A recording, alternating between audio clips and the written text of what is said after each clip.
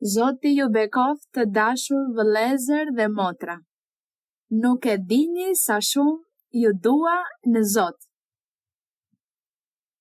Le të fillojmë me një herë të reflektojmë dhe të analizojmë fjalën e Zotit.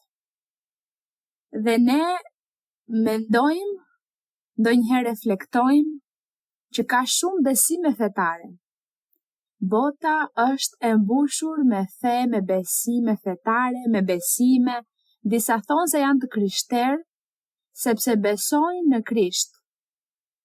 Por ne kemi gjetur një rrugë në të cilën kemi zbuluar se të jesh i krishter është diçka e mrekullueshme. Por duhet të gjejmë ungjillin e vërtet të Krishtit për të thënë se po ecim në rrugën e Krishtit. Për të thënë se jemi të krishterë. Në botë njerëzit thonë, unë besoj në Zot, ose unë besoj në Krisht, ose unë jam i krishterë, por sot do të shohim ungjillin e vërtet të Krishtit Jezus në mënyrë që ju të jeni të patundur në rrugën e Zotit.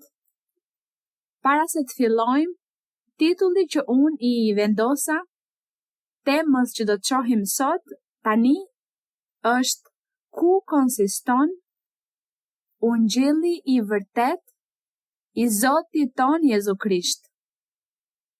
Ky është një titull shumë i thellë ndoshta, por sot do të lexojmë disa vargje nga Bibla dhe përmes një përmbledhjeje do të kuptojmë këtë rrugë të mrekullueshme, të bukur që Zoti na ka vënë përpara që ta ndjekim. Amen.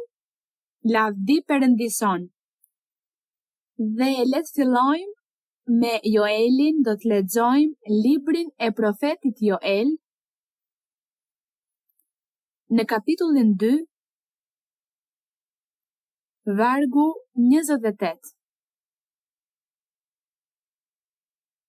Mos harroni se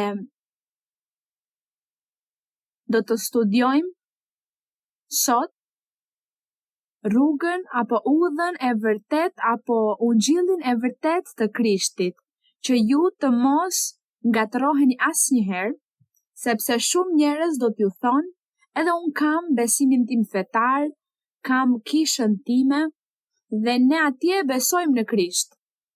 Por ju duhet të keni bindje dhe të dini se ku ju ka sjell Perëndia dhe pse Perëndia ju ka sjell në këtë kishë. Është mirë që ju ta keni këtë siguri dhe këtë bindje. Dhe këtë të studiojmë sot. Do doja që ju të mbani shënime për atë që do të lexojmë në mënyrë që më pas të reflektoni dhe ta lexoni përsëri dhe në këtë mënyrë të jeni të patundur. Dhe që ju të mos ndiheni të mashtruar ose dikush ju thot se ju nuk jeni në rrugën e vërtet, sepse pasi të analizojmë këto vargje, ju do të ndiheni se jemi në rrugën e vërtet të Perëndis. Dhe se edhe pse në vende të tjera mund të ketë shumë njerëz që mblidhen dhe ndërsa ne jemi një numër i vogël, pavarësisht kësaj Zoti ka bërë premtimin që kjo kishë do të jetë shumë e madhe, se shumë njerëz do të vinë për të njohur të vërtetën e tij.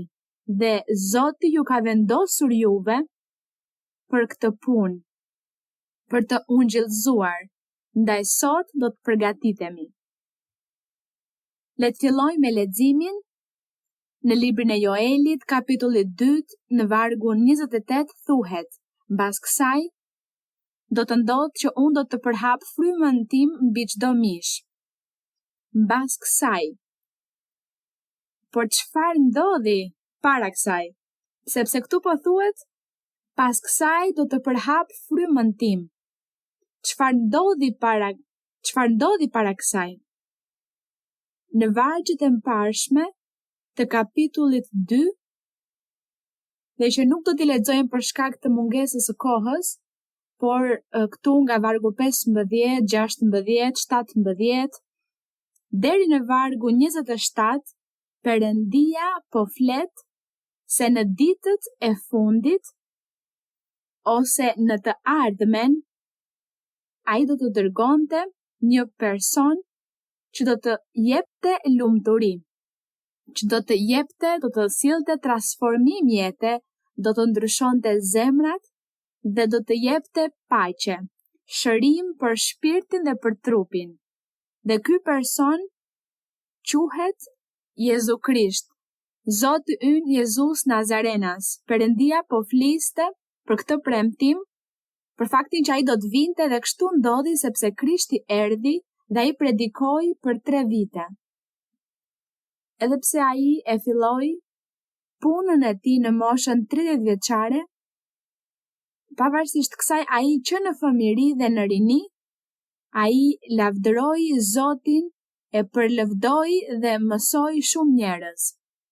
Ai u mësoi rrugën e Perëndis pa u identifikuar, pa thënë kush ishte. Pasi mbushi 30 vjeç, ai filloi të njihej publikisht. Ne tashmë i kemi lexuar Ungjillit dhe të gjitha veprat që ai bëri, mrekullitë, shenjat dhe mënyrën se si ai filloi të predikonte fjalën e tij apo ungjillin e tij. Dhe për këtë arsye, tu në vargun 28 thuhet se pas kësaj, do me thënë pasi Krishti erdhi, pasi ai vdiq dhe u ringjall dhe u ngjit në qiell, pas kësaj do të fillonte lindja ose rritja po ashtu e kishës së tij. Filloi kisha me 12 apostujt dhe gjithashtu me shumë njerëz që u kthyen tek ai kur ai predikoi fjalën e tij, ungjillin e tij. Prandaj thuhet, dhe pas kësaj unë do të përhap frymën tim. Pas ngjitjes së Jezu Krishtit në qiell, ai do të përhapte frymën e tij të shenjtë mbi besimtarët dhe apostujt e tij. Dhe për këtë arsye ai u bëri një premtim të mrekullueshëm në librin e Gjonit, kapitulli 14.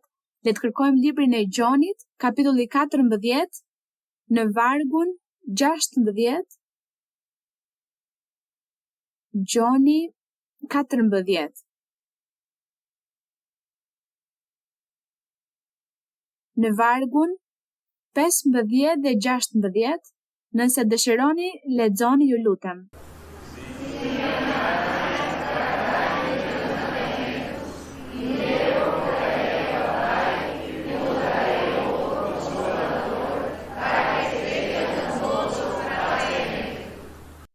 Zoti Jezu Krisht po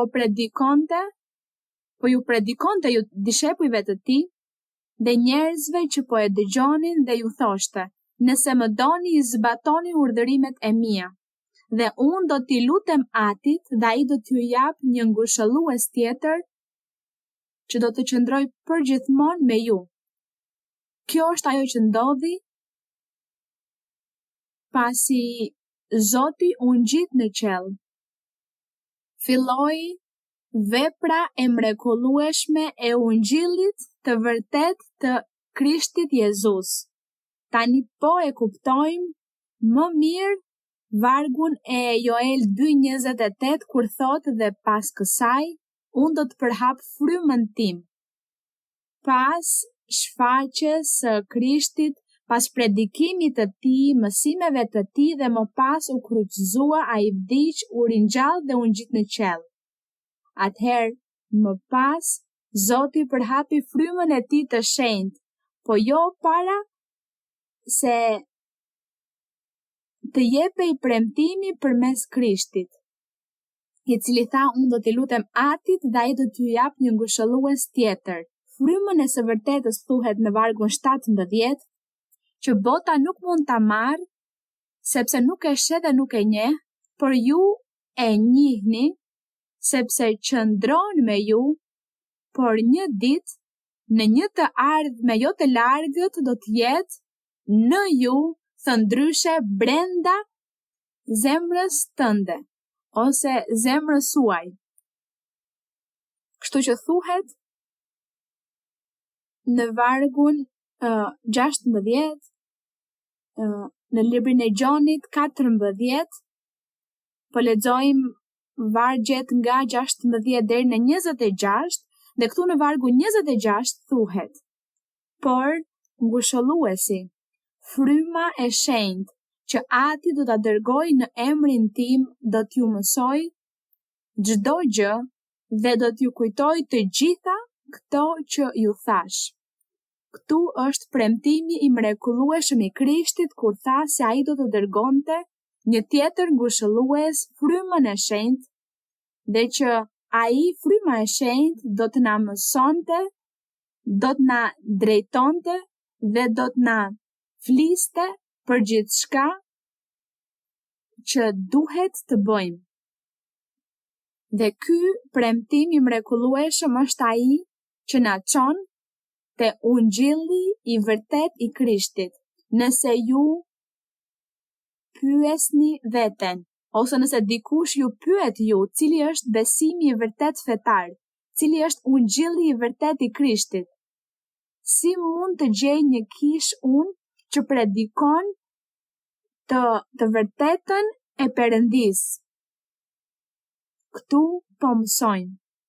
Këtu kemi të vërtetën e Perëndis, premtimin e Atit, që do të dërgonte frymën e tij të shenjtë, i cili do të ishte në zemrën e njeriut. Dhe që ky premtim do të ishte për të gjithë. Ai nuk tha se premtimi ishte vetëm për predikuesin apo për pastorin, por për të gjithë ata që mblidhen në kish. Të gjithë do të merrnin frymën e shenjtë dhe fryma e shenjtë do të banonte në zemrën e tyre. Dhe vazhdojmë mëtej, le të lexojmë në librin e veprave, le të vazhdojmë në librin e veprave për të parë nëse u përmbush ky premtim i bërë nga Perëndia ynë. Lexojmë në librin e veprave, kapitulli 2, vargjet nga 1 deri në 4, që thonë: kur erdhi dita e rrëshajeve, ata ishin të gjithë bashkë në një mendje të vetëm në të njëjtin vend, dhe befas nga qielli erdhi një ushtim si ajo e një ere që fryn furishëm dhe mbushi gjithë shtëpinë ku ata po rrinin. Dhe atyre ju dukën gjuhë si prej zjarri, të cilat ndaheshin dhe zinin vend mbi secilin prej tyre, dhe ishin të gjithë mbushur me frymën e shenjtë, dhe filluan të bënin çfarë? Filluan të flisnin në gjuhë të tjera, ashtu si fryma e shenjtë u jepte të shpreheshin. U përmbush premtimi që dha Krishti? U përmbush premtimi që Ati tha përmes profetit Joel në 2:28, që thot: pas këtyre gjërave unë do të përhap frymën tim? U përmbush fjala e Perëndis. Premtimi që Ati tha përmes profetit Joel. U përmbush ajo që Zoti Jezu Krisht premtoi: pas largimit tim do të dërgoj një ngushëllues tjetër, frymën e shenjtë. Dhe këtu në librin e veprave u përmbush ky premtim i mrekullueshëm, sepse thuhet se të gjithë po luteshin dhe u mbushën me frymën e shenjtë, dhe të gjithë flisnin në gjuhë të tjera dhe filluan të profetizonin. Dhe historia tregon se aty kishte njerëz nga shumë shtete që flisnin shumë gjuhë të ndryshme, dhe thuhet se të gjithë i kuptonin gjuhët e njëri tjetrit, sepse fryma e shenjtë u lejoi që të flisnin gjuhën e tjetrit për t'i folur tjetrit, personit tjetër, për jetën e tij, për t'i zbuluar dhe për t'i folur gjërat që personi kishte në zemër. Nëse dikush ishte në rrugë të keqe, në mëkat, fryma e shenjtë i bënte vërejtje. Nëse personi bënte punë të pista në jetë, fryma e shenjtë me siguri i thoshte: mos i bëj këto gjëra sepse do të shkojnë gjëra të keq. Nëse dikush kishte ndoshta urrëtie dhe mëri në zemër, fryma e shenjtë i thoshte: pse urren, pse mban mëri në zemër. Në këtë mënyrë, ditën e rrëshajve, secili i predikonte personave të tjerë në mënyrë të tillë që ata ishin të habitur kur shihnin se të tjerët flisnin gjuhën e tyre amtare dhe pyesnin njëri tjetrin, çfarë po ndodh, çfarë është kjo, pse ndodhin të gjitha këto? Dhe atëherë Pietri u ngrit dhe mbajti një fjalim dhe filloi të flasë për Krishtin Jezus dhe filloi të predikoj ungjillin. Ai filloi për herë të parë të jap mësimin lidhur me ungjillin e vërtet të Krishtit Jezus. Filloi duke folur dhe ai nisi të flasë që nga fillimi që kur Perëndia i foli Mojsiut, nisi t'ju predikonte dhe predikoi për Jezu Krishtin. Por ne po theksojmë ungjillin e vërtet, për mbushjen e fjalës së Perëndis, mbushja e njerëzve me frymën e shenjtë. Kjo gjë nuk ishte vetëm për një person. Zoti kurrë nuk tha se fryma e shenjtë ishte vetëm për apostujt, por për të gjithë ata që besojnë dhe që bëjnë vullnetin e Perëndis, ata që janë të sinqertë, të drejtë, për ata do t'i ishte premtimi i mrekullueshëm i marrjes së frymës së shenjtë, dhe ata do të kishin privilegjin e të folurit në gjuhë të tjera dhe të pasurit dhunti frymërore. Dhe kjo ndodhi në ditën e rrëshajeve. Tani do të kalojmë në një pjesë tjetër të kësaj historie të mrekullueshme në librin e parë të Korintasve, kapitulli 14.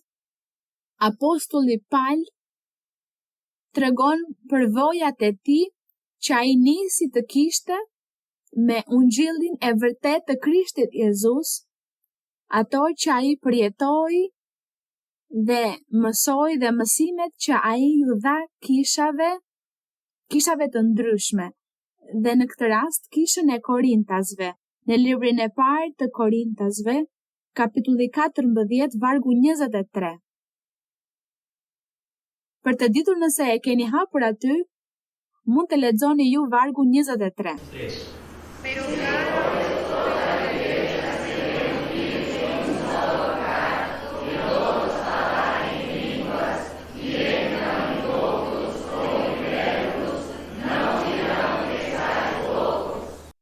Mirë, apostulli Paul po jepte mësimin e mënyrës së duhur se si duhen përdorur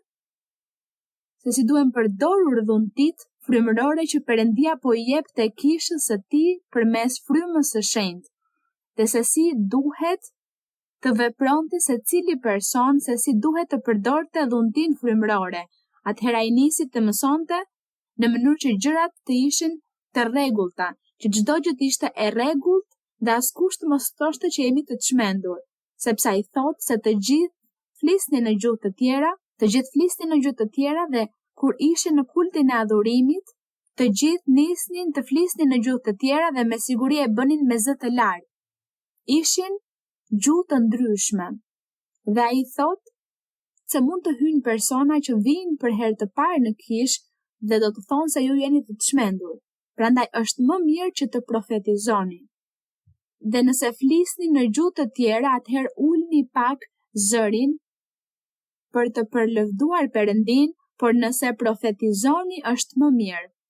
Sepse nëse profetizoni, ju i flisni personit në gjuhën e tij. Prandaj ai thot këtu në vargu 24, thotë: por në qoftë se profetizojnë të gjithë dhe hyjnë një jo besimtar ose i paditur, ai bindet nga të gjithë dhe gjykohet nga të gjithë. Dhe kështu të fshehtat e zemrës së tij zbulohen, dhe kështu duke rënë përmbys do të adhuroj Perëndin, duke deklaruar se Perëndia është me të vërtet midis jush. Lavdi Perëndis. Kjo është një nga shenjat që ne të dim dhe të jemi të sigurt se po ecim në ungjillin e vërtet të Jezu Krishtit.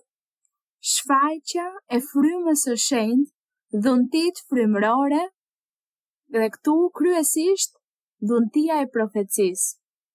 Dhuntia e profecisë është të lutesh për çdo person, burr apo grua, dhe Perëndia i flet personit nëpërmjet gojës së atij që ka dhuntinë e profecisë dhe të fshetat e zemrës së personit, gjërat e jetës së tij private, personale i dalin në dukje.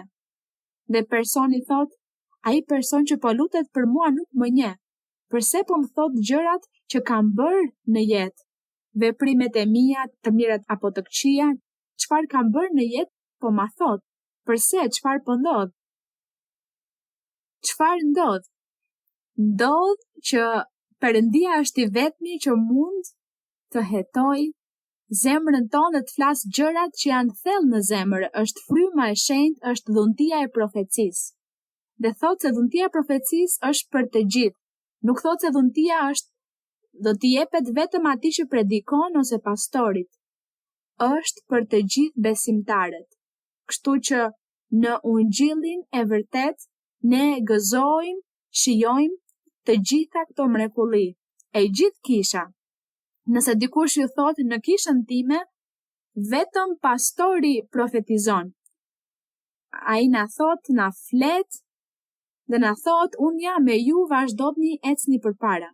Kjo nuk është profeci. Cila është profecia e vërtet? Dhuntit frymërore që Perëndia dha, përmes frymës së shenjtë. Profecia e vërtet është ajo që i flitet një personi veçanërisht, dhe personi qan, personi mbetet i habitur dhe thot më tha si jam, gjërat që kam brenda. Dhe për këtë arsye, kur njerëzit e duan Perëndinë ose kur kanë një zemër fisnike, ata besojnë dhe qëndrojnë në kishë. Vazhdojnë të vinë në mbledhjet e kishës sepse Perëndia i bindi, sepse ata përgatisin, hapin zemrën e tyre për Perëndinë, sepse ka njerëz në botë që edhe pse injorojnë rrugën e Perëndisë, në zemrën e tyre kanë ndjenja të mira dhe dëshirojnë të bëjnë të mirën dhe dëshirojnë të njohin Perëndinë. Prandaj Perëndia i sjell ata që janë të sinqertë, ata që duan të ndjekin me të vërtetë rrugën e Zotit, që duan t'i pëlqejnë Perëndisë, të kërkojnë Perëndinë. Kështu që ne jemi këtu sot duke mësuar, duke parë shenjat që ne duhet të përjetojmë për të ditur se po ecim ku? Në ungjillin e vërtet të Krishtit Jezus. Ky është ungjilli i vërtet. Ky ungjill që transformon, që ndryshon, kur Zoti na flet, Zoti na ndryshon, na transformon. Jeta jon mëkatare ndalon. Nuk bëjmë më ato gjëra të këqija që i bënim më parë, por fillojmë të ndryshojmë dhe të transformohemi, t'i pëlqejmë Perëndisë, gjithashtu të duam të tjerët të afërmit, dhe në këtë mënyrë kënaqim Perëndinë tonë dhe fillojmë të kërkojmë jetën e përjetshme. Ky është ungjilli i vërtet i Jezu Krishtit.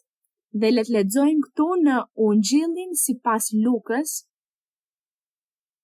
Në ungjillin sipas Lukës në kapitullin 3, vargu 8.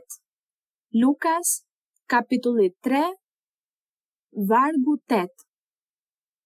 Që ishte ajo që Zoti Jezu Krisht mësoi kur predikonte ungjillin, kur ai predikonte gjithashtu ligjin e Mojsiut, duke mësuar ligjin e Mojsiut dhe duke përmbushur dhe njëkohësisht duke predikuar ungjillin e tij, mbretërinë e qiejve. Në Lukas 3:8 thot bëni pra fryte të denja pendimi. Këto janë fjalë të Zotit ton Jezu Krisht. Dhe mos filloni të thoni brenda jush, ne kemi Abrahamin për atë, sepse unë po ju them se Perëndia mund t'i ngre fëmijë Abrahamit nga këto gur, dhe tashmë spata u vu në rrënjë të pemëve. Çdo pemë që nuk jep fryt të mirë do të pritet dhe do të hidhet në zjarr. Thuhet se njerëzit e pyetën Zotin, Zot, çfarë duhet të bëjmë? Ti po thua se duhet të japim fryte pendimi. Çfarë duhet të bëjmë, Zot? Dhe Zoti u përgjigj këtu në vargun 11 u thot: ju dha vetëm një shembull. Ju dha një shembull dhe u thot, ai që ka 2 tunika, le t'i ndaj me atë që s'ka, dhe ai që ka të haj, le të veproj po ashtu, t'i jap për të ngrënë atij që nuk ka. Kjo na jep një ide për të kuptuar çfarë do të thot fryte pendimi. Përse thot se duhet të japim fryte pendimi? Cilat janë frytet? Le të lexojmë në librin e Mateut 7:15, sepse ne duhet të dimë çfarë janë frytet. Mateu 7:15.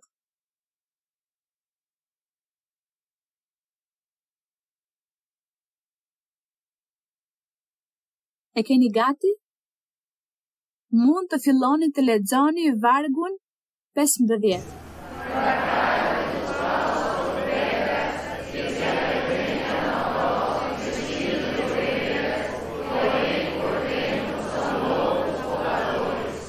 Mirë, thot, ruhuni, pra duhet të kemi kujdes nga profetët e rrem, të veshur si dele. Çfarë bën një ujk grabiqar? Një ujk grabiqar shkatron, apo jo, shkatron, ha qoftë një kafsh tjetër ose një person nëse është e mundur. Këtë bën ujku grabiqar. Simbolikisht, në jetën tonë shpirtërore, nëse ka një profet të rrem që është i veshur si dele, por që është një ujk grabiqar në zemër, në jetën e tij është sepse ky person mëkaton, mashtron, gënjen njerëzit dhe po përfiton nga njerëzit, kërkon para ndoshta në këmbim të fjalës së Perëndis, në këmbim të përfitimeve që Perëndia jep. Kështu që ky person fillon t'ju kërkoj para. Në zemrën e këtij profeti të rrem është ambicia, lakmia, ligësia. Ati nuk interesojnë njerëzit, por interesojnë vetëm parat, për shkak të lakmisë. Kjo është ajo që Perëndia do të thotë aty Zoti në pjesën kur thuhet se ishin të veshur si dele, por ishin ujqër grabiqar. Fliste për profetët e rrem që shkatronin jetët shpirtërore të njerëzve, duke mashtruar njerëzit për t'i nxjerrë nga rruga e drejtë ku duhet të ecnin, duke ju shtrëmbruar rrugën. Kjo është ajo që bën ujku grabiqar. Prandaj Zoti thot këtu, po lexojmë në Mateu 7:15, thot vargu 16, do t'i njihni nga frytet e tyre. A vilet vallë rrush nga ferrat ose fiq nga murrizat, kështu çdo pemë e mirë jep fryte të mira, por pema e kalbur prodhon fryte të këqija. Dhe në vargu 19 thot, çdo pemë që nuk jep fryte të mirë, pritet dhe hidhet në zjarr. Prandaj, do t'i njihni nga frytet.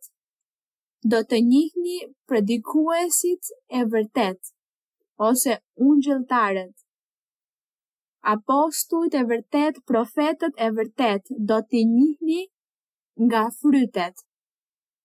Nëse ju që jeni thirrur, të zgjedhur nga Perëndia për të qenë profet, për të qenë apostuj, mësues po ashtu ungjëlltar, duhet të jepni çfarë? Fryte. Zoti këtu thoshte duhet të japim fryte. Çfarë janë frytet?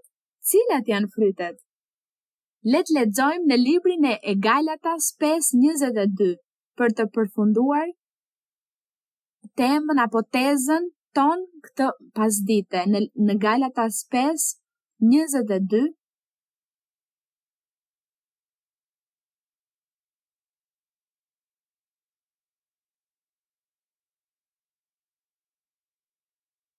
Galatas 5:22 do doja që të lexonim të gjithë, le të lexojmë vargu 22 dhe thot: por fryti i frymës është dashuri, gëzimi, paqja, zemërgjerësia, mirëdashja, mirësia, besimi, zemërbutësia, vetëpërmbajtja, kundër tyre nuk ka ligj. Frytet pra. Tani zbuluam se cilat janë frytet. Tani mund t'i japim të drejtë Zotit Jezus kur tha bëni fryte të denja pendimi. Frytet kanë të bëjnë me mëkatin dhe gjithashtu me sjelljen tonë, me vlerat. Prandaj thot se fryti i frymës është dashuri. Dhe a e dini ju se dashuria përmbledh shumë gjëra. Dashuria është të mos jetosh duke mëkatuar. Dhe ne tani e dim cilat janë mëkatet. Ka disa mëkate që janë më të dukshëm se të tjerë. Le të përmendim ato që janë më të dukshme. Siç janë tradhtia, kurvëria, të mos vrasim, të mos dhunojmë, të mos rrëmbejmë, të mos mashtrojmë njerëzit, të mos gënjejmë, të mos jemi hipokrit, të mos mbajmë mëri, të mos jemi lakmitar, ambicioz shumë, të mos jemi fals, të rrem, gënjeshtar, mashtrues, të gjitha këto duhet t'i lëmë. Kur ne i heqim të gjitha këto, ne themi se kemi dashuri. Dashuri. Prandaj thot këtu, një nga frytet është dashuria. Tani kemi përmendur me qindra mëkate që ekzistojnë, janë shumë mëkate. Por tani ka disa vlera. Gëzimi dhe paqja. Këto janë gjëra që janë brenda nesh. Në jetën time, duhet të kem gëzim dhe paqe sepse është Perëndia ai që jep gëzimin dhe që jep paqen. Kur ju largoheni nga mëkati, kur ju keni dashuri, atëherë filloni të keni gëzim dhe paqe brenda jush. Filloni të keni durim. Sepse ju keni dashuri, jeni larguar nga të gjitha mëkatet, nga të gjitha ato gabime apo dobësi që keni pasur në jetën tuaj që i praktikonit më parë dhe thot personi është zemërgjer, thëndryshe bëni të mirën, ju bën mirë të tjerëve, i bëni mirë edhe vetes suaj. Mirëdashja, të jesh zemër mirë, siç tha Zoti, ai që ka rroba jepi atij që është zhveshur, ose ai që ka për të ngrënë, jepi atij që ka nevojë. Këtu është fryti që quhet mirëdashja. Ti jesh i dashur, ti jesh bujar, ti jesh zemërgjer. Mirë, thot tjetër zemërbutësia. Një person zemërbut, i thjesht, që nuk ka krenari, që nuk ka arrogancë, as kryelartësi brenda në qenien e tij. Të gjitha këto janë frytet. Thot tjetër vetëpërmbajtja, që është ti jesh i arsyeshëm, ose ti bësh gjërat me mas, të gjitha gjërat që bën, për shembull, një person të mos jetë një njeri që inatoset në ekstrem, të mos i bësh gjërat në mënyrë të egzageruar. Kjo është pra vetëpërmbajtja. Të jeni të matur në momentin që duhet të jemi të matur, në momentin kur ju do të flisni ose heshtni. Dhe analizoni se çfarë do të thoni që të mos lëndoni askënd. Këto janë pjesë e frytit të vetëpërmbajtjes. Dhe thot gjithashtu se kundër këtyre gjërave nuk ka ligj, sepse këto janë frytet. Dhe tani kthehemi prapë te ajo që Zoti tha, bëni fryte të denja pendimi. Çdo pemë që nuk jep fryte të mira, pritet dhe hidhet në zjarr. Dhe nëse ne, pasi kemi njohur këtë ungjill, vazhdojmë të qëndrojmë në të njëjtin mëkat sepse jemi kapriçoz apo kokfort, atëherë ajo që Perëndia bën është të na hedh. Na largon dhe nuk do të na mbështes. Dhe nëse lutemi, nuk na dëgjon. Nëse i kërkojmë, aq më pak nuk do të na jap atë që kërkojmë, sepse do të jemi tërësisht të larguar nga prania e tij. Ky është kuptimi i fjalëve kur thotë se pema do të pritet dhe do të hidhet në zjarr. Pema që nuk jep fryte, këto janë frytet. Ky është ungjilli i vërtet i Krishtit Jezus. Dhe këtu apostulli Jakob, nuk do ta lexojmë, por apostulli Jakob po ashtu kur u mësonte të tjerëve ungjillin e vërtet, fjalën e Zotit, u thoshte një grupi njerëzish, ju thoshte, ju thoni se besoni në Krisht, se besoni në Zot. Thot, edhe demonët besojnë. Ata gjithashtu dridhen para Perëndisë dhe besojnë. Por a kanë vallë demonët fryte pendimi, ju çfarë mendoni? Demonët nuk kanë fryte pendimi. Ata nuk bëjnë të mirën. Ata nuk bëjnë mirë. Ata gjithmonë ofendojnë Perëndin dhe megjithatë, thot apostulli se ata kanë frikë nga Perëndia dhe dridhen para tij. Dhe besojnë në Zot. Kjo është për të kuptuar se ne në jetën tonë, në botë, në këtë shoqëri ku jetojmë, dhe kur njerëzit na predikojnë dhe na thonë se ata besojnë, se atje në vendet e tyre ku ata shkojnë, predikohet Krishti, predikohet Perëndia, predikohet fryma e shenjtë. Por pyetja është, a keni ju fryte? A jepni ju fryte për Perëndin? Si është jeta juaj, si është zemra juaj? Ju u merrni gjëra njerëzve, i mashtroni, duke kërkuar para, në këmbim të një nderi, të një të mire? Ky nuk është fryt. Ky nuk është ungjilli i Krishtit Jezus. Ungjilli i Zotit ton, ungjilli i vërtet është ai që transformon dhe ndryshon jetën e njerëzve. Ne fillojmë të jetojmë një jetë të shenjtë, një jetë të drejtë në sy të Perëndisë, marrim frymën e shenjtë, flasim në gjuhë të tjera të gjithë dhe marrim dhuntitë frymërore, profecinë, dhuntinë e vendosjes së duarve, dhuntitë e shërimit, dhuntinë e bërjes së mrekullive, dhuntia e mësimit të fjalës, e predikimit, të gjitha këto dhunti i jep Perëndia.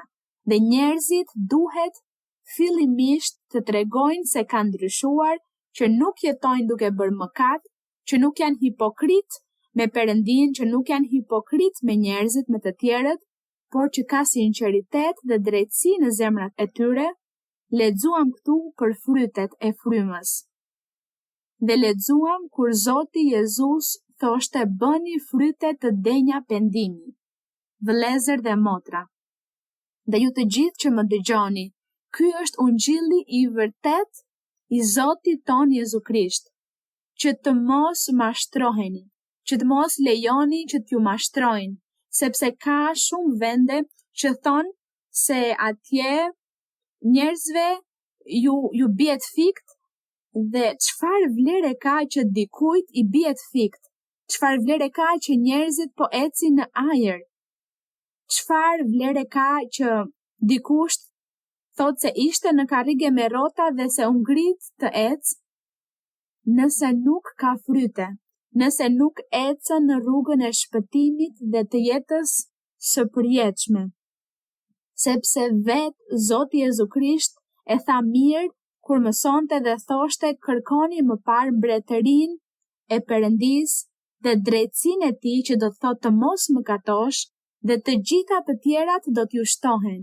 Pasi të keni besuar në Zot dhe të keni vajosjen e frymës së shenjtë, të keni dhuntitë frymërore dhe të jepni fryte, dhe të keni frytet e pendimit që janë ato që lexuam në Galatas 5, atëherë ju mund të filloni të thoni Perëndis, Zot, zemra ime është e pastër sepse ti e ke ndryshuar, më ke transformuar, më ke çliruar, tani jam i lirë nga mëkati, kam dhuntitë frymërore, po lexoj Biblën dhe po pres që ti të më japësh fuqi dhe mbështetje për të shpëtuar shumë shpirtra, sepse tani po jap fryte.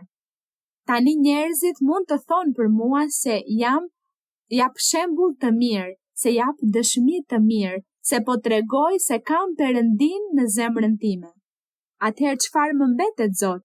Përveç se që ti të më japësh fuqi, atë autoritet, ato aftësi, atë pushtet për të punuar, për të shërbyer njerëzve, për të fituar shumë shpirtra për ty, por pa ambicie, pa lakmi, pa e pasur paran në mendje. Sepse ditën që dikush, kushdo qoftë, do të ketë pak ambicie në zemrën e tij dhe do ta doj kaq shumë paran, aty përfundon karriera e tij shpirtërore, aty përfundon gjithçka. Kështu që ungjilli i vërtet i Krishtit është ai që shfaqet me fuqi, sepse Perëndia është fuqi dhe bijët e Perëndis, kisha e tij, besimtarët e tij thuhet se ai do t'ju jap fuqi dhe aftësi dhe shumë mbështetje. Por në këmbim, çfarë duhet të bëjmë? Përsëris, me kusht që secili ta ketë zemrën si të pastër, të lirë, që t'i jap shumë çfarë? Shumë fryte. Duhet të japim fryte që Perëndia të na bekojë. Unë e di që Perëndia juve do t'ju jap shumë fryte, do t'ju ndihmoj që ju të jepni shumë fryte. Sepse tani ju jeni pemë të Perëndis që do të japin shumë fryte. Dhe kujtoni psalmin e parë, në psalmin numër 1, kur thuhet se njeriu i drejtë do të jetë si një pemë e mbjellë pranë mbriqeve të ujit dhe se do të jap frytin e vet në stinën e tij dhe gjethet e tij kur nuk fishken, lavdi Perëndison. Ato pemë jemi ne, dhe Zoti dëshiron që të gjithë të kemi fryte të mira, dhe të kemi dhuntit frymërore, që kur të lutemi për një person, fuqia e Perëndis të shfaqet te personi, ta ndryshoj, ta transformoj, t'i jap paqe, lumturi, qetësi, dëshirë për të jetuar, dhe ta bëj një njeri që jep shembull, një njeri të drejtë, të ndershëm, të nderuar, të drejtë, të sinqert, plot dashuri, plot thjeshtësi, urtësi dhe njohuri për gjërat e Perëndis. Këto janë pemët e Perëndis. A doni ju të jeni pemë të Perëndis? Siç thon psalmet, pemët e Perëndis, mbjellja e Zotit, lavdi Perëndison. Dhe kështu që ne do t'i kërkojmë Perëndis që të na ndihmoj të qëndrojmë në këtë ungjill të vërtet. Tani ju e dini cili është ungjilli i vërtet. Dhe a keni ju tani më shumë besim? Besoni më shumë? Po, unë e di që tani ju do të keni bindje. Dhe askush nuk do t'ju prek besimin, nuk do t'ju dekurajoj apo t'ju bëj të dyshoni, sepse ju e dini ku jeni. Ju e dini vendin ku keni ardhur, se ku Perëndia ju ka vendosur, lavdi Perëndison, Zoti ju bekoft. Perëndia ju dhënë fitore në jetën tuaj në çdo aspekt. Perëndia t'ju bëj shumë të lumtur dhe që dora e tij të jetë me ju. Qofshi ju mbjellës të fjalës së Perëndis, qofshi ungjilltar të mëdhenj, burra dhe gra, mësues të mëdhenj të së vërtetës së Perëndis, të ungjillit të pastër. Zoti ju bekoft, faleminderit. Dhe tani do të vazhdojmë me pyetjet në këtë mbrëmje. Boa noite, irmã Maria Luísa, que Deus continue abençoando grandemente. Mirëmbrëma, Motër Maria Luísa, Zoti vazhdov dhe u bekoft në mënyrë madhështore. Meu nome é Júnior, eu moro em Curitiba com a minha esposa e todos os meses nós nos deslocamos até Londrina para nos congregarmos lá na igreja. É isso há 2 anos aproximadamente. Vllai jeton në qytetin e Kuritivës me bashorten dhe çdo muaj udhton nga Kuritiva në Londrina për të marrë pjesë në kishë atje që prej 2 vitesh. A minha pergunta é de cunho pessoal. é com relação ao nosso passado. Pyetja ime është personale dhe ka të bëjë me të shkuarën time.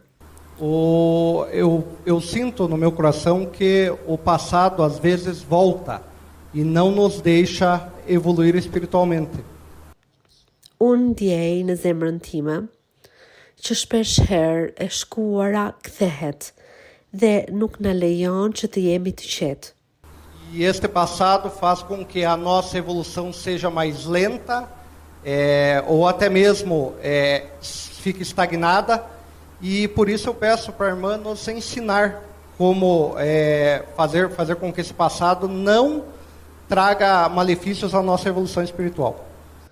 Dhe kjo e shkuar ndonjëherë na lodh, nuk na lejon që të evolojmë, dhe pyetja ime është që Motra Maria Luiza të na shpjegoj si t'ja bëjmë që kjo e shkuar të mos na lodh dhe që mos na lejoj që të ecim përpara. E kaluara nuk vjen në jetën tonë për të na munduar apo për të na penguar kur ne kthehemi te Perëndia, kur konvertohemi.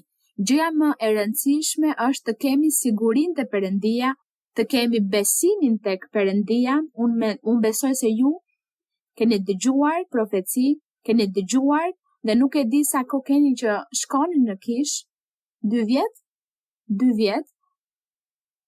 Tashmë është koha që të filloni të keni besim të plot te Zoti, sepse Zoti fshin të gjitha hidhërimet e jetës sonë, çdo gjë të keqe që mund të na ketë ndodhur, që nga fëmijëria, Zoti e heq, e fshin, na ndryshon dhe na jep forcë, na jep mundësinë për ta parë të kaluarën si diçka që ka ndodhur, që ka mbetur në histori, por që kjo nuk po ndikon më në jetën tonë.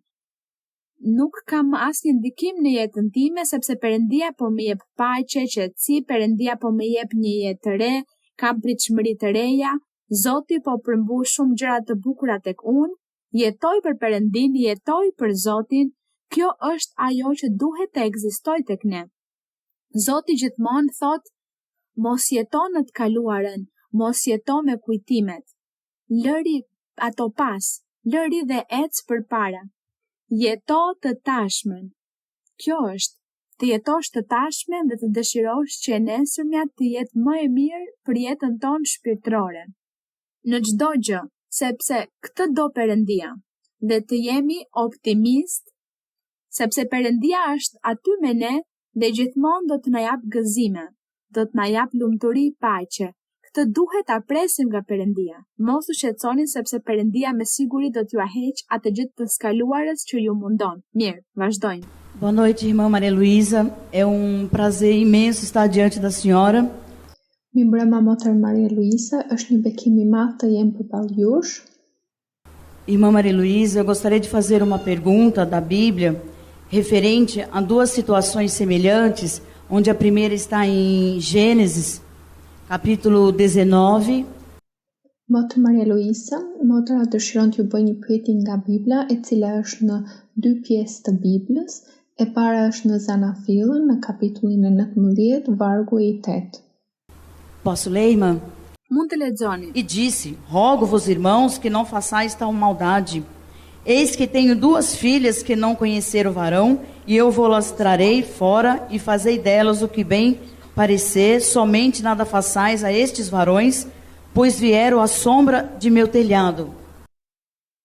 Dëgjoni, unë kam 2 vajza që nuk kanë njohur burr, prandaj më lini që t'i nxjerr jashtë, dhe bëni ç'të doni me to, por mos u bëni asgjë këtyre burrave, sepse janë në mbrojtjen e shtëpisë sime. E agora passo, irmão, a Juízes 19. Tani kalojmë motër tek Gjyqtarët, kapitulli i 19. Onde fala de levita e sua concubina que estavam indo para as suas cidades e chegaram à cidade de Gibeá. Ai flet për një levit dhe konkubinën e tij që vrapuan në qytet për të kaluar natën. E eu leio aqui do verso... Motër, për të pasur pak kujdes me kohën që të mos zgjatemi shumë, cila është pyetja juaj. Aty është pjesa ku dhunuan gruan levite. Doni të krahasoni atë që ndodhi në librin e Zanafillës me atë që ndodhi këtu? Cila është pyetja juaj? Porque ofereceram, o Ló ofereceu suas filhas e aquele ancião ofereceu a sua filha e a concubina, aqueles homens. Përse ofroi vajzat e tij dhe përse ofroi konkubinën e tij dhe vajzat e tij në atë situatë? Në rastin e Lotit, kur erdhen këta dy të huaj apo udhëtar, këta dy mysafir që kishte Loti, në atë kohë në ligjin e Mojsiut, një mysafir duhej pritur me shumë privilegje. Një vizitor që vinte duhej t'i ofroje gjën më të mirë, t'i ofrohej dhoma më e mirë, ushqimi më i mirë, t'i laheshin këmbët, duhej të pritej shumë mirë mysafiri apo vizitori që vinte. Kjo ishte sipas ligjit. Prandaj Loti kishte këta dy mysafir, të cilët ishin dy engjëj, por ata ishin të veshur si burra të zakonshëm. Për Lotin ata ishin thjesht vizitor, dy njerëz që vinin nga larg dhe ai që duhej t'i mbronte. Nëse pronari i shtëpisë nuk i mbronte mysafirët e tij, kjo gjë kishte një ndëshkim sipas ligjit, personi ndëshkohej. Prandaj, për ta kishte një detyrim t'i mbronin mysafirët e tyre. Prandaj ai, kur njerëzit erdhen për t'i dhunuar, sepse erdhen për t'i dhunuar, siç thuhet aty, për të abuzuar me ta, Loti u tha: ja ku janë bijet e mia, që janë të virgjëra, mund të bëni çfarë të doni me to, por jo me mysafirët e mi, sepse ishte diçka me shumë rëndësi që të prisje mirë mysafirin. Kjo ishte diçka që Mojsiu e kishte mësuar në rregullat dhe në ligjin.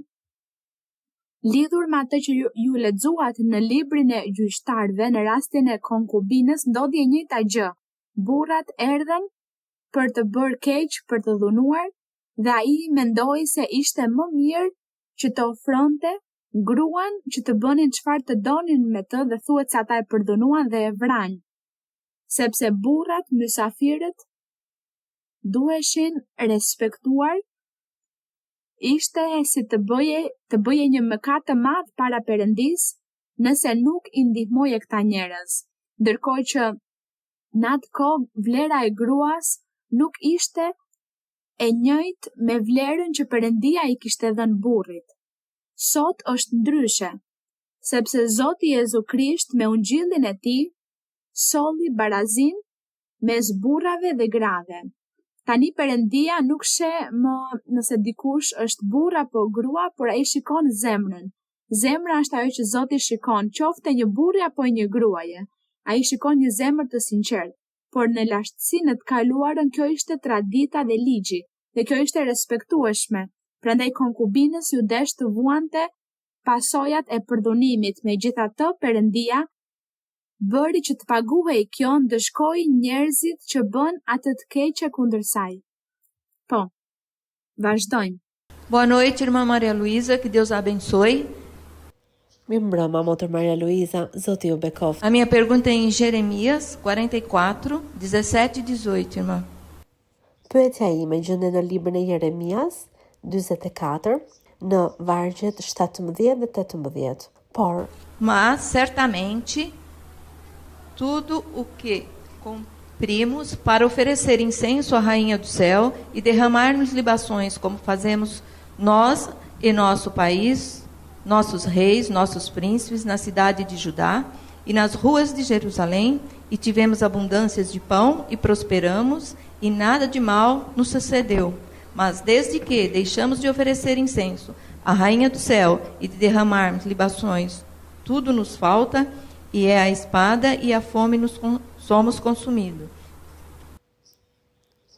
thot në vargun 17, por do të bëjmë gjithçka kemi premtuar, do t'i kushtojmë Temjan mbretëreshës së qejve, e do të kushtojmë fli stërpikjeje, siç kemi bërë ne dhe etërit tanë, mbretërit e prisit tanë në qytetet e Judës e në rrugët e Jeruzalemit. Se qem të ngjinjur me ushqim, patëm bagti e nuk patëm asnjë fatkeqësi, që kur nuk i kushtojmë o Temjan e fli stërpikjeje mbretëreshës së qiellit, na ka munguar gjithçka, e morën fund prej shpatës e prej urisë. Aqui vimos, irmãs, que ofereciam incenso e libações a um ídolo. Vemos também que o maligno os enganavam, não deixando nada faltar, pois copia as coisas de Deus. Irmã, minha pergunta é, nos dias de hoje também acontece esse engano? Obrigada, irmã, e que Deus abençoe. Motër, pyetja ime është, ata i ofronin fli dhe Temjan një idhulli, dhe shohim gjithashtu se si e keqa i mashtronte që mos i mungonte asgjë. Armiku kopjon gjërat e Zotit? Motër, pyetja ime është që dhe në ditët e sotme, gjithashtu ndodh ky mashtrim nga djalli? Zoti ju bekoft. Mirë, motra interpretoi mirë se mbretëresha e qiellit i referohej Ashtarotit, që ishte perëndia e Sidonëve. Dhe populli i Izraelit, duke qenë idhujtar, po adhuronin këtë statuj, por kjo statuj nga ana tjetër ishte një frymë e keqe, një demon. Duke adhuruar statujën, demoni që ishte aty, duke e mbështetur atë, u bënte mrekullit. Dhe për këtë arsye, populli i Izraelit besonte në këta idhuj, sepse ata shihnin se në një farë mënyre shihnin që ndodhnin disa mrekulli. Ata vetë thoshin, kur adhuruam këtë statuj, nuk na mungonte asgjë. Dhe tani na mungon gjithçka dhe jemi të shkatruar, sepse ata nuk e kishin kuptuar që Perëndia kishte dërguar ndëshkim për popullin, sepse ishin idhujtar.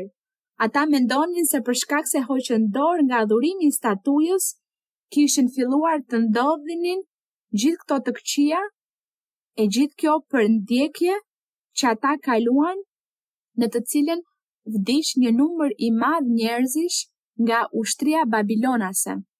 Kështu që sot ndodh e njëjta gjë. Sot shumë njerëz besojnë në perëndi të ndryshme, besojnë në shpirtra, në të vdekur, në shenjat e horoskopit, në diell, në hënë, në statuja, në piktura. Dhe njerëzit luten apo ju kërkojnë këtyre statujave, pikturave dhe demonët janë aty gati për t'i dëgjuar dhe shohin njerëzit që i japin vlerë këtyre gjërave që besojnë dhe djalli u bën mrekullin. Sepse djalli po ashtu ka fuqi. Ai bën mrekullin për çfarë? Për t'i mashtruar. Për këtë arsye, apostulli Jakob thoshte ju mos besoni kur të gjithë thonë unë besoj në Jezu Krisht, sepse demonët gjithashtu besojnë dhe dridhen, por ata nuk janë të mirë. Ata nuk bëjnë vepra të mira, nuk japin fryte, ata nuk janë qenie për t'u zënë bes. Ky ishte mësimi i apostujve. Dhe sot ne gjithashtu duhet kemi kujdes, sepse ka shumë njerëz, shumë besime fetare që thërrasin apo i drejtohen djallit, dhe jo Perëndis që krijoi diellin, qiellin dhe tokën, jo krijuesit. Nuk i thrasin apo nuk i drejtohen dhe nuk kanë besim te Zoti, por kanë besim te ato qenie, statuja apo piktura, sido që të quhen, dhe djalli bën mrekullin për të bërë që ju të vazhdoni të besoni dhe një ditë shpirti juaj do të humbas, sepse do të humbas jetën e përjetshme, sepse Perëndia do t'ju refuzoj. Perëndia refuzon ata që besojnë në perënditë e huaja, në shpirtra, në statuja, në të gjitha këto besime. Dhe ka njerëz që mashtrojnë, për shembull magjistarët, ka shumë njerëz që shkojnë te magjistarët, te fallxhorët, te spiritistët, dhe njerëzit shkojnë te këta për të kërkuar një favor, për t'ju bërë një të mirë, një mrekulli, dhe atje gjëja e parë që shohin është ata mbajnë të hapur Biblën.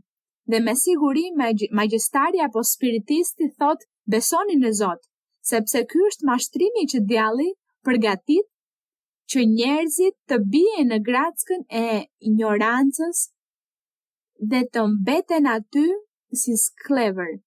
Sklever të atij besimi, sklever që të shkoj gjithmonë atje për të kërkuar që t'i bëhet një e mirë. Dhe ndonjëherë djalli bën diçka që ju të vazhdoni të besoni, por djalli thot një të vërtet dhe 9 gënjeshtra. Kjo është ajo që bën djalli, për të bërë që njerëzit të bien.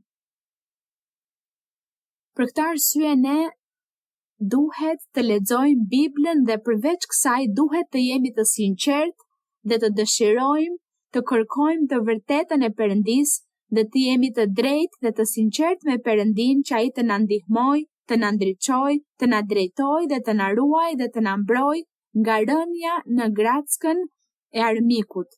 Sepse siç e jetoi populli në të kaluarën, po ashtu sot njerëzit jetojnë të mashtruar nga djalli dhe nga kjo duhet të kemi kujdes.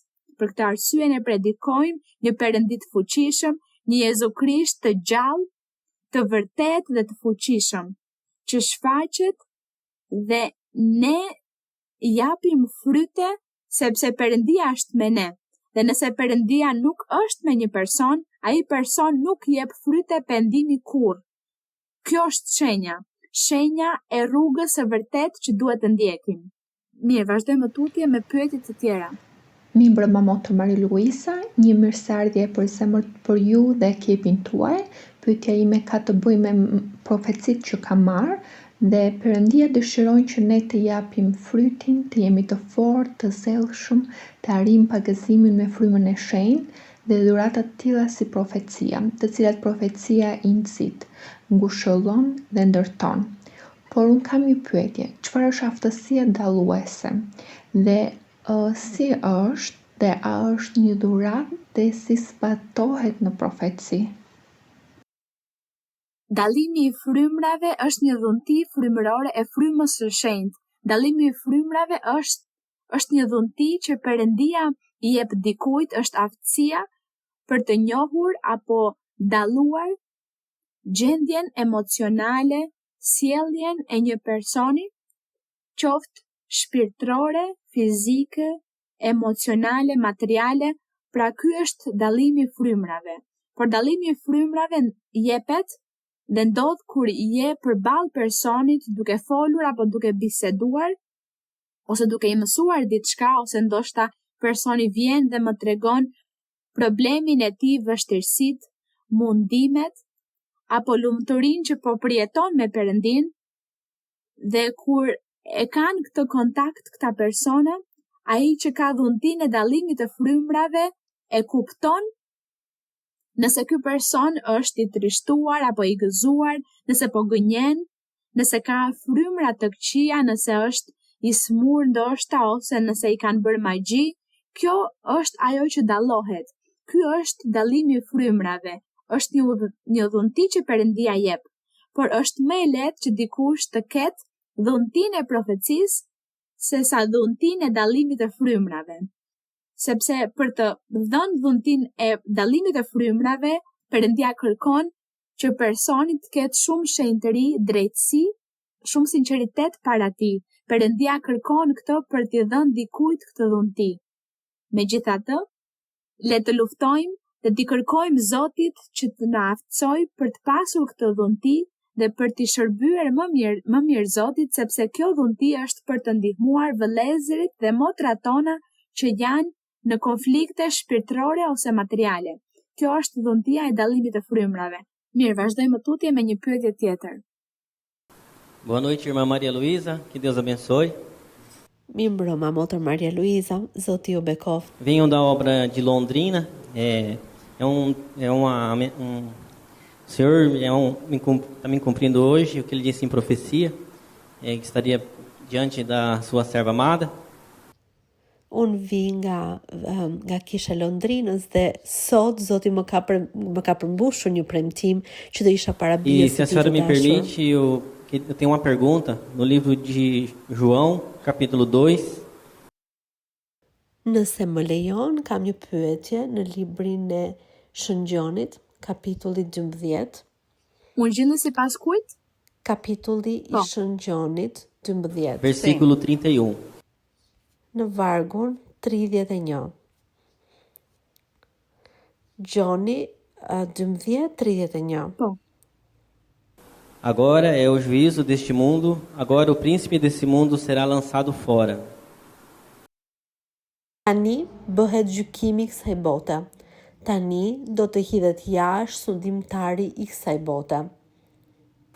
A minha pergunta é o que significa que o príncipe deste mundo será lançado fora, e se ele já foi lançado nas trevas, e quando se revela contra Deus. Pyetja ime është, çfarë do të thotë që sundimtari i kësaj bote do të hidhet jashtë, nëse ai ishte hedhur në errësirë kur ju kthye kundër Zotit? U hodh jashtë prezencës së Perëndis para se Perëndia të krijonte njerëzimin, krijimin. Ky varg përkon me 1000 vitet e pyetjes që bëri motra, që tha se çfarë kishte ndodhur sepse djalli u lidh për 1000 vjet. Ky varg përkon me atë, sepse Zoti Jezu Krisht tha, tani është gjykimi i kësaj bote, tani do të hidhet jashtë sundimtari i kësaj bote që është djalli. Ky është vargu që përkon me 1000 vitet e vargut tjetër ku thotë se djalli u lidh për 1000 vjet. Ai nuk e ka më lirin të bëjë gjithçka që dëshiron sepse djalli ishte zotëruesi dhe sundimtari i gjithë njerëzimit dhe nuk ishte askush që të ndihmonte, të ngushëllonte apo të shpëtonte njerëzit. Derisa erdhi Krishti dhe erdhi fryma e shenjtë. Dhe që kur erdhi Krishti, djalli nuk mund të bëjë gjithçka që dëshiron. Zoti Jezus u ngjit dhe fryma e shenjtë mbeti në tokë me besimtarët në Krisht, dhe ai është ai që nuk lejon që djalli të ketë lirinë për të bërë atë që dëshiron. Prandaj këtu Zoti thotë se sundimtari i kësaj bote do të hidhet jashtë. Të hidhet jashtë do të thotë se ai nuk do të kishte më atë pushtet, nuk do të kishte gjithë sundimin absolut apo qeverisjen mbi botën dhe njerëzimin, sepse tashmë Krishti, fryma e shenjtë dhe ungjilli i tij po e pengojnë djallin të bëjë të gjitha veprat e këqija që djalli dëshiron të bëjë. Tani është dikush që e ndalon. Kjo është ajo që ndodh në këtë botë që jetojmë, sepse ajo që ndodhi para krijimit të botës është tjetër gjë, kur Perëndia e largoi djallin nga prezenca e tij, bashkë me gjithë ushtrinë e tij, me të gjithë demonët e tij. Por këtu është një tjetër gjë. Këtu bëhet fjalë për faktin se djalli në të kaluarën sundonte njerëzimin, por pasi erdhi Krishti me ungjillin e tij, djalli u hodh jashtë dhe ai ka një kufi tani. Nëse djalli dëshiron të na shkatrojë, nuk mundet sepse Perëndia na vjen në ndihmë dhe nuk e lejon. Pra Zoti e lidh. Kjo është ajo që do të thotë se djalli është i lidhur për një farë kohe, derisa të vijë Zoti mbi re për kishën e tij, dhe atëherë bota sërish mbetet vetëm pa Perëndin, pa frymën e shenjtë, pa ungjillin e Zotit, sepse kisha e tij do të jetë me Krishtin mbi re. Mirë, vazhdojmë. Mirëmbrëma Motë Maria Luiza, mirë se vini në Brazil. Jam shumë e kënaqur që jam këtu përballë jush dhe do doja të bëja një pyetje. Dhe pyetja ime motër është tek Danieli, kapitulli 9, vargjet 22 deri në 24. Por për ta përmbledhur, unë thjesht do të lexoj vargun 24. 70 javë janë të vendosura për popullin tënd dhe për qytetin tënd të shenjtë, për të përfunduar shkeljen, për t'i dhënë fund mëkatit, për të bërë pajtimin përpara udhësinë, për të sjellë drejtësinë Dhe pyetja ime motër është: Apo lexoni të gjithë në librin e Danielit 9:24? Lexojeni për të parë nëse me të vërtet po e lexoni.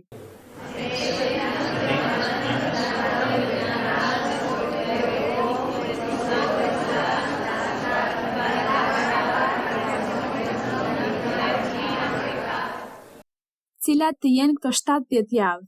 Cilat të jenë vallë këto 70 javë? Vazhdoni motër. Pyetja ime motër është: cili është kuptimi i frazës "ulos vekimin dhe profecinë"? Në cilin varg lexuat motër? Vargu 24. Thot, 70 javë janë caktuar për popullin tënd dhe për qytetin tënd të shenjtë, për t'i dhënë fund shkeljes, për t'i dhënë fund mëkatit, për të shlyer paudhësinë, për të sjellë një drejtësi. Këtu po flitet për ardhjen e Krishtit Jezus. Danieli ishte një profet që profetizoi për Zotin Jezu Krisht, për ardhjen e tij. Dhe këto 70 javë për të cilat flitet këtu, zgjatën 430 vjet. Pas Danielit, pasi Nehemia dhe Ezdra u kthyen në Jeruzalem për të rindërtuar qytetin, muret dhe për të ndërtuar tempullin e Zotit. A i ka dëgjuar ndonjëri nga ju këtë në studimet biblike? Disa. Thuhet se pas kësaj kaluan 430 vjet dhe kur u mbushën 430 vjet, erdhi Krishti Jezus për të predikuar ungjillin. Tani po e kuptojmë, 70 javë a 430 vjet janë caktuar mbi popullin tënd, mbi qytetin e shenjtë të quajtur Jeruzalem, për t'i dhënë fund shkeljes dhe për t'i dhënë fund mëkatit. Kush i dha fund mëkatit? Zoti Jezu Krisht, sepse ai erdhi për të predikuar dhe tha, kush beson në mua, mëkatet e tij çfarë do t'i falen. Të gjithë ata që besojnë në mua, mëkatet do t'u falen. Dhe këtu thuhet për t'i dhënë fund mëkatit dhe për të shlyer paudhësinë, për të sjellë një drejtësi të përjetshme. Kush e solli drejtësinë? Krishti. Për të vulosur vegimin dhe profecinë. Cilin vegim dhe cilën profeci? Vegimi dhe profecia janë ato që profetët në të kaluarën, që nga Mojsiu, Eliseu, Elia, Isaias, Jeremia, Joeli, Amosi, të gjithë këta profetizuan lidhur me Krishtin. Ata profetizuan se do të vinte shpëtimtari, se do të vinte pararenësi, mbreti. Dhe thuhet se vegimi dhe profecia u vulosën kur Krishti erdhi për të predikuar. Prandaj Zoti Jezu Krisht tha për Gjon Pagzorin, tha se midis profetëve të antikitetit të së kaluarës që profetizuan lidhur me Krishtin, profeti i fundit ishte Gjon Pagzori, sepse ai erdhi, u paraqit dhe filloi t'i predikonte popullit, pendohuni sepse pas meje vjen një që është më i fuqishëm se unë dhe që do t'ju pagzoj me frymën e shenjtë dhe me zjarr. Dhe Gjoni thoshte, unë nuk jam i denj t'i zgjidh lidhset e sandaleve të tij. Ai po predikonte për Jezu Krishtin. Gjon Pagzori ishte profeti i fundit që predikoi lidhur me Krishtin, lidhur me ungjillin. Pas Zotit Jezus do të vinin shumë profet, shumë ungjilltar, pastor dhe mësues në kishën e Zotit, por puna e tyre tani më është ndryshe nga puna që bën profetët e të skaluarës. Prandaj në këtë varg thuhet se Zoti do të cillte shpëtimin dhe do të vuloste vegimin dhe profecinë dhe për të vajosur vendin e shenjtë. Krishtin Jezus, ai është i shenjti i të shenjtëve.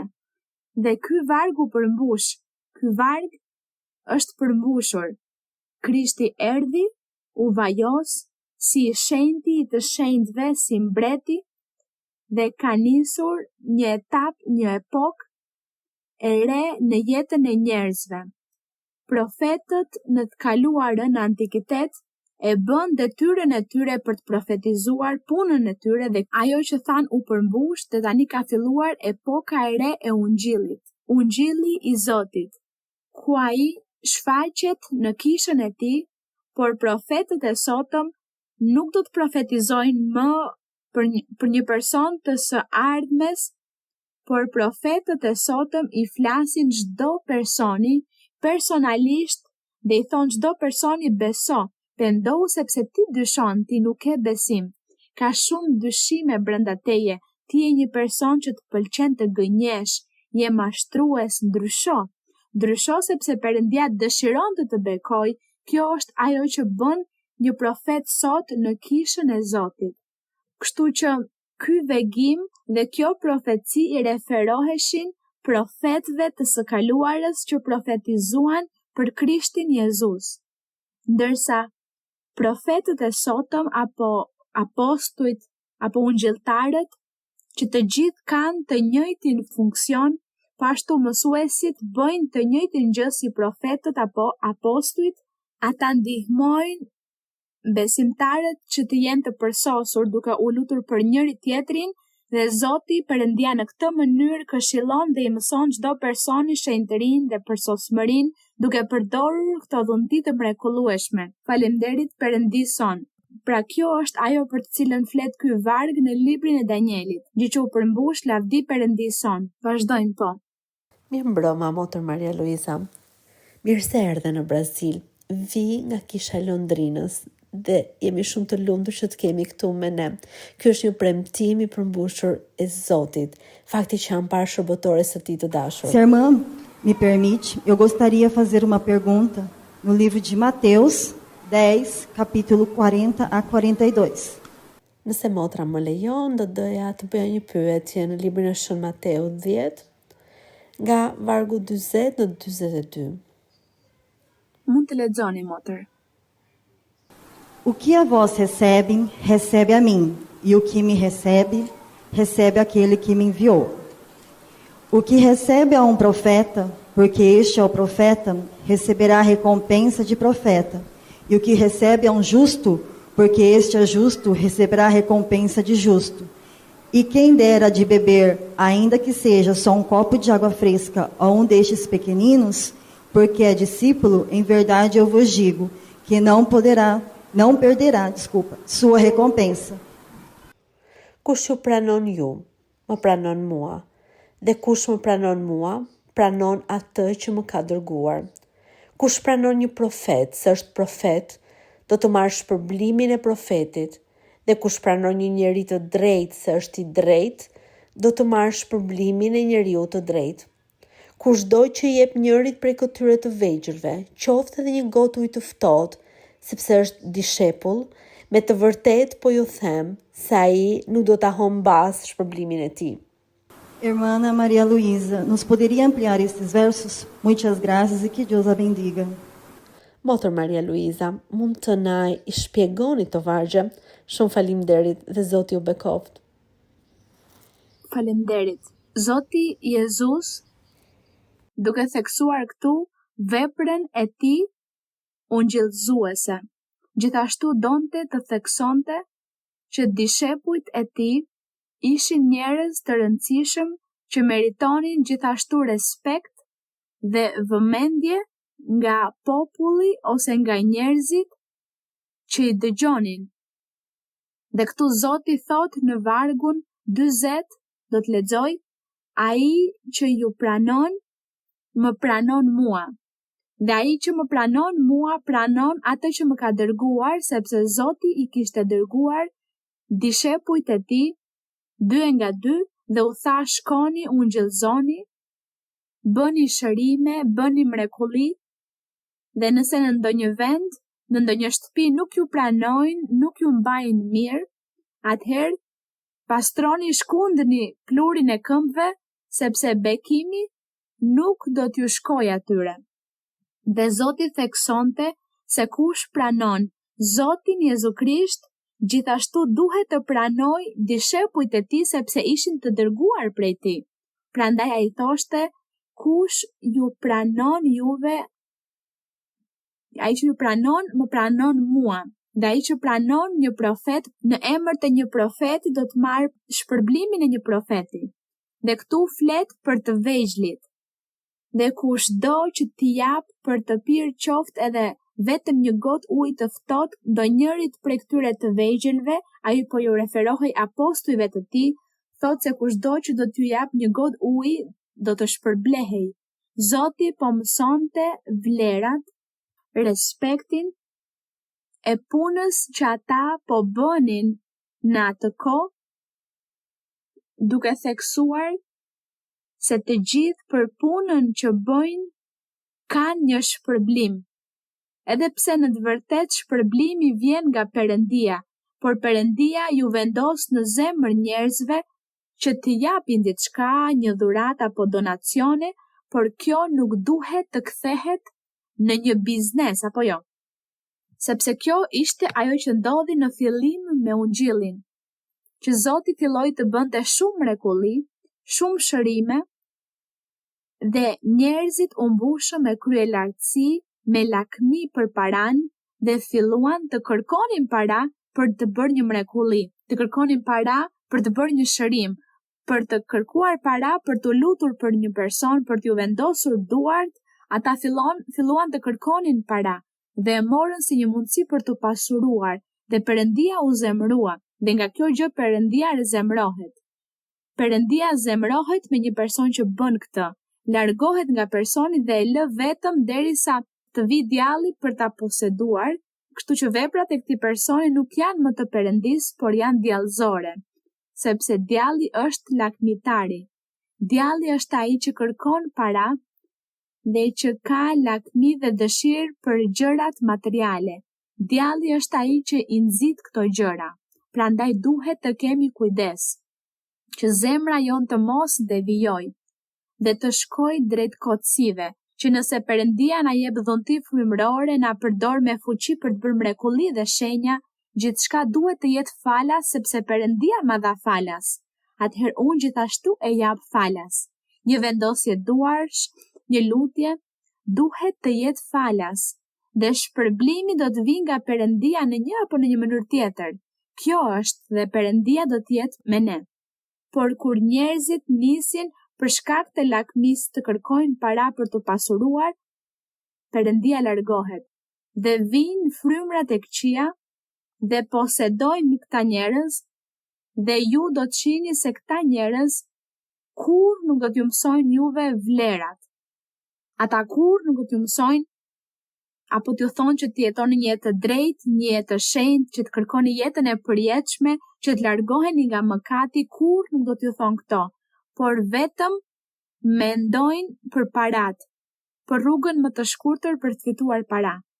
Mirë, kjo është ajo që Zoti Jezus këtu na la si mësim, që ne të kemi kujdes nga lakmia dhe të jemi të drejtë dhe të jetojmë mirë në sy të Zotit, që mësimi i sotëm lidhur me frytet, të cilin duhet ta rilexojmë për ta rishikuar, të na shërbej dhe të mbetet i regjistruar këtu në qenien tonë, sepse është shumë bukur që ti pëlqesh dhe të kënaqësh Perëndin dhe ti shërbesh pa interes. Mirë, po, motra. Po, motër. Boa tarde, irmã Maria Luísa. Deus a abençoe. Mirëmbrëma Maria Luísa, Zoti ju bekoft. Eu tenho uma pergunta pessoal dos adolescentes. Unë kam një pyetje personale për adoleshentët. Como deve ser nosso comportamento fora da igreja com nossos amigos e conhecidos? Si duhet jetë si dhe jonë jashtë kishës me shokët dhe shoqet tona? Já que existem muitas tentações em nosso caminho, já que nós sentimos curiosidade de experimentar coisas novas. Duke qenë se ekzistojnë shumë tundime në rrugët tona dhe ndjejmë këtë dëshirë që të eksperimentojmë gjëra të reja. Eu penso que nós jovens da igreja não devem ser fechados até chegar ao fanatismo. Unë mendoj që të rinjt në kish nuk duhet të mbyllen deri në fanatizëm. Obrigada, irmã. Shumë faleminderit, motër. Nuk duhet të arrijmë në fanatizëm, por as të kemi liri pa kufi, apo jo? Të mos shkojmë drejt shthurjes. Rinia ka shoqërinë, ka shokët, shoqet, por të rinjt që janë në kish duhet të sillen në mënyrë të tillë që t'japin shembull të mirë. Mund të kalojnë kohë me të tjerët, por duke qenë të kujdesshëm, sepse nëse shohin se të tjerët do t'i nxisin që të gabojnë, për shembull sot është në mod droga, apo jo? Sot është në mod droga dhe në disa shtete qeverit e lejojnë, japin lirin për të përdorur për kjo, por kjo shkatron paqen e personit. Pra nuk duhet t'i përdorim këto gjëra sepse këto janë halucinogjene që me kalimin e kohës somurin organizmin. Dhe nëse ne e duam veten ton, nëse e duam trupin ton, duhet të kujdesemi për ato që ham, për ato që pim, për ato që konsumojmë. Le të kujdesemi, ta duam trupin ton, le t'i shërbejmë Perëndis. Kështu që rinia, kur shikojnë që shokët dhe shoqet bëjnë diçka jo normale, diçka që nuk ju leverdis, nga e cila do të vuajnë, nga e cila do të kenë pasoja, për shkak të këtyre gjërave, atëherë ju largohuni. Ikni nga këto gjëra. Sigurisht që kjo duhet bërë me mençuri, të largohesh me mençuri. Ju luteni dhe kërkojni Zotit që t'ju ndihmojë që të largoheni, pa që nevoja që të tregoni fanatizëm. Por duhet të kemi kujdes, të jemi të matur, të jemi të moderuar, të kemi sensin e masës për çdo gjë, ta lëm kuriozitetin. Ti themi Zotit ma hiq kuriozitetin që kam për të provuar apo për të bërë atë që ata bëjnë, sepse me siguri kjo do të më bëj keq. Çdo njëri nga ne, nëse dëshirojmë paqen, qetësinë, duhet të kërkojmë të mirën për veten tonë dhe të largohemi nga të gjitha këto gjëra, sepse kur një person nis të ketë këtë vesë, askush nuk do mund ta shpëtoj. Dhe shokët ose shoqet që e çuan drejt kësaj gjëje nuk do t'i zgjidhin problemin. Dhe familja është ajo që vuan. Pra, tani që e kemi njohur këtë rrugë të mrekullueshme, le të vazhdojmë dhe le të vlerësojmë faktin që Perëndia ka gjëra më të mira për ne, sidomos për rinin. Dhe Perëndia ka shumë bekime për të gjithë. Ju vazhdoni përpara, vazhdoni të lexoni Biblen, sepse Perëndia ka shumë gjëra të bukura për ju. Dhunti frymërore, lumturi, paqe në jetë, do të keni përjetime shumë të bukura. Mirë. Tani le të ngrihemi në këmbë, vëllezër dhe motra, do të falenderojmë Perëndin ton. Ju, nëse jeni të smur, i kërkoni Perëndis për sëmundjen tuaj fizike, nëse mendoni se jeni të smur psikologjikisht, po ashtu kërkojini Zotit për këtë, nëse keni ndonjë nevojë, një kërkesë apo një dëshirë, Zoti do t'ju plotësoj, çdo gjë që ju doni që ai t'ju jap. E rëndësishme është që lutja juaj të jetë me zemër duke pasur besim, sepse nëse dyshoni, nuk do të merrni bekimin e Zotit. Mos dyshoni që Zoti është këtu afër jush. Ai është afër jush dhe do që t'ju bekoj. Kështu që ju kërkojini Zotit dhe po ashtu do të falenderojmë Perëndin ton për këto momente të mrekullueshme që kemi kaluar këtë mbrëmje, duke reflektuar në fjalën e Tij. Le të falenderojmë Atin ton, le të lutemi, Ati i shenjtë, Perëndi i përjetshëm, Ati Zotit ton Jezu Krisht. Të falenderojmë Zot për mëshirën tënde, për fjalën tënde dhe të vërtetën tënde. Të falenderojmë që na mësove doktrinën tënde, sepse ne jemi këtu para Teje, duke pritur premtimin tënd për gjithçka që na ke thënë që do të përmbushet në jetët tona, bekimet shpirtërore dhe materiale.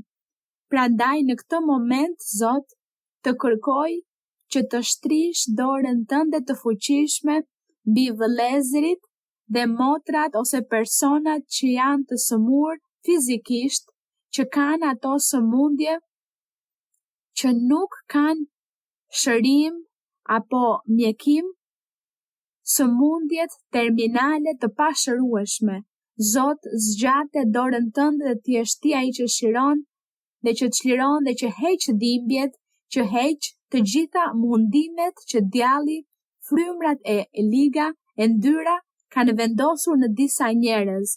Shkatro Zot veprën e të ligut, mallkimet e djallit, thyej të gjitha zinxhirët, thyej litarët që i mbajnë të lidhur, prangat, shkatro veprën e të ligut, çliro. Beko ti, Zotim, ti je ti duke shëruar shpirtërisht, psikologjikisht, duke dhënë paqen, gëzimin, lumturinë, paqen e brendshme në shpirt, në qenien e tyre.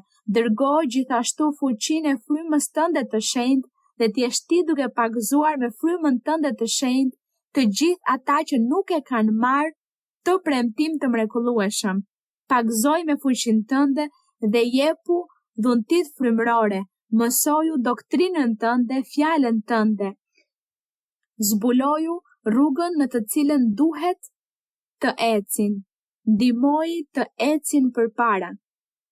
Jepu inteligjencë, urtësi dhe njohuri. Falenderit Ati i Shenjtë që dëgjon lutjen tonë. Falenderit që dëgjon lutjen tonë. Falenderit që na përgjigjesh. Falenderit për bekimin tënd të lavdishëm, sepse ti ke shtrirë dorën tënde të fuqishme dhe ke bekuar të gjithë këta njerëz dhe të gjithë ata që do të na shohin në video, po ashtu të gjithëve ju ke dhënë shumë bekime, triumfe të mëdha dhe fitore të mëdha dhe gjithashtu bekimet materiale që ju ke dhënë të gjithëve, Zoti im, dhe ju ke premtuar po ashtu.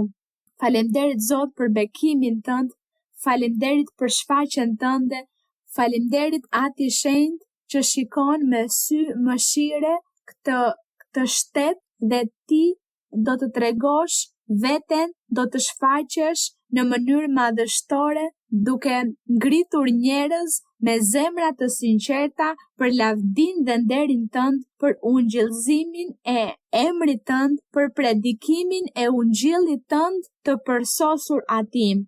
Beko të gjithë këtë mbrëmje, shtrije dorën tënde, hiq dyshimet, hiq mosbesimin, dhe ti je ti, Zot, që bën mrekulli dhe shenja dhe që i vesh të gjithë me fuqi nga lart. Falenderit Ati im, në emrin e lavdishëm të Jezu Krishtit, birit tënd të dashur. Amen. Lavdi Zotit. Falenderit Ati ton qellor. Falenderit vëllezër dhe motra të dashur këtu në Brazil. Unë e di që Zoti ju ka dhënë shumë bekime dhe ju do t'i shihni ato shumë shpejt. Shumë falenderit, Zoti ju bekoft.